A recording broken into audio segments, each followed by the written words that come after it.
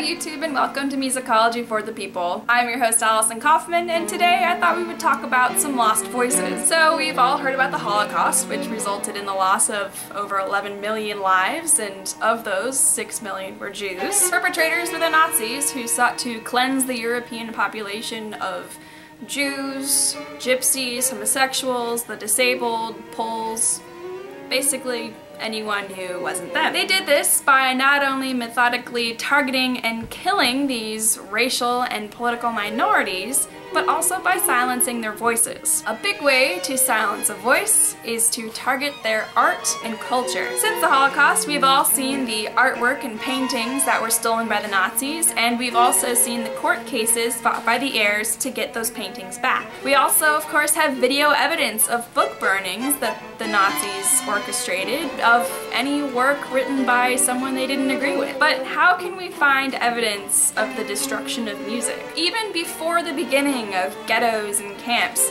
Jews throughout Europe began to have a very difficult time composing and performing their music. You see, just like today, composers and recording artists had to rely on royalties in order to make an income off of their work. There was a group in the 30s called AKM that was a membership group which protected the rights of its composer and recording artist members. AKM was an Austrian group, but it had a very far-reaching influence. They even had an influence in the United States where they worked out deals with local performing member groups, and they would collect royalties on behalf of their Austrian members. After the Holocaust, a little book came to light. Inside this little book were columns and columns of names. All of these names were members of the AKM. About 2,000 names to be exact. Now, interestingly, red slashes were drawn through about 500 of these names. All 500 of those names Jewish. By crossing these names out, the AKM had designated them as musicians and composers whose careers they wanted to destroy. They would not market the works of these composers, they would purposefully not collect royalties on these composers, they essentially blacklisted them. So how did the AKM discover which of its members were Jewish? Well, they ended up sending out a questionnaire asking all of their members to identify what racial and religious background they came from. This infuriated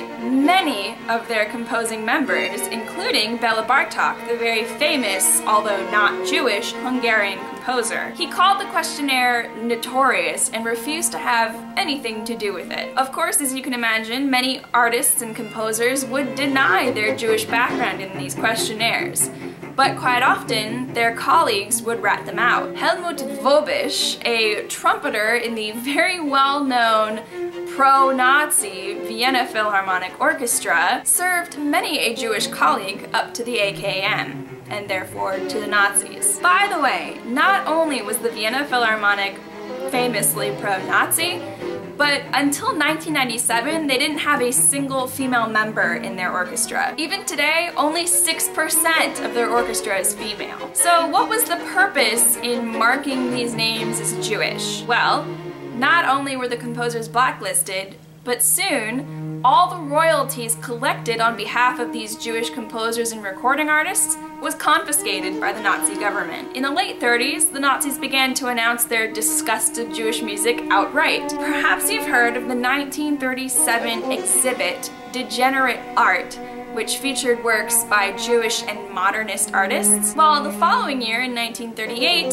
since they were so successful with the first, the Nazis followed that exhibit up with a second one called Degenerate Music. Soon, music by Jewish composers and even music that used lyrics by Jewish poets began to be banned for public performance. Yosef Bir, an opera composer from what is now Ukraine, was a rising star in his area, with his operas regularly being produced until the Nazis arrived. He managed to flee and survive by hiding in France, but the rest of his family were all killed in concentration camps. He continued to compose for the rest of his life, but refused to really get any of his works published because he just was too afraid, too broken. His story is just one of many, and he is lucky to have survived it all. Many Jewish composers from all over Europe were sent to a camp called Terezin, or Theresienstadt. For a while, Nazis actually permitted and encouraged music to be performed in this camp, and they used it as a propaganda machine by inviting emissaries from countries all over the world to see how well the Jews are treated in their concentration camps. Composers such as Pavel Haas, Hans Graza, Viktor Ullmann,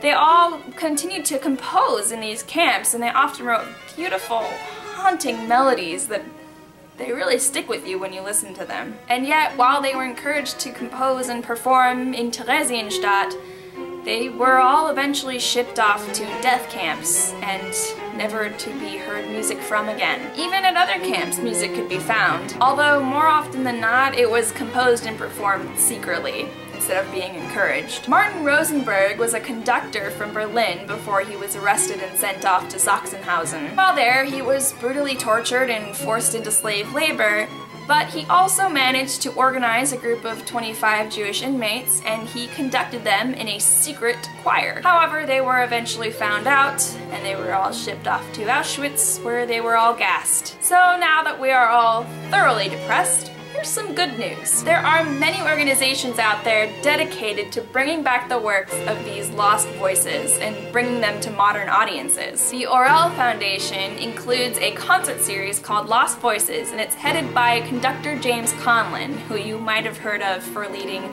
the May Festival Choir. Also, he conducts at Los Angeles Opera. He's a big guy. The concert series highlights music suppressed by the Nazis and has been performed at almost every major performing arts center in Los Angeles. The Terezin Music Foundation is an organization dedicated to preserving the music from not just Theresienstadt, but from every concentration camp. ORT has a fantastic website called Music and the Holocaust, and they've got some great info up there, also links to other sources if you want to find out more. I hope you learned something new about the music suppressed by the Nazis and the anti-Semitism of the early 20th century. I would encourage you to look up some of these lost composers and their music.